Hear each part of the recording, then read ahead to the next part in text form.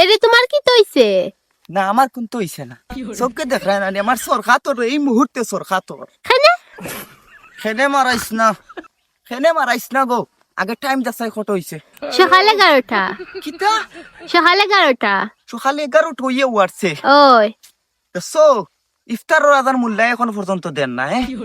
গাঁর হলদি তোর দুশ্মনী লগে মুল্লারও দুশ্মনী, বুঝিলিছি গো বুঝিলিছি।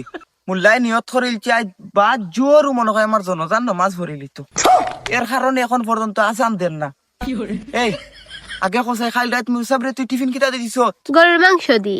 কিতা দিছ? গরুর মাংস দি।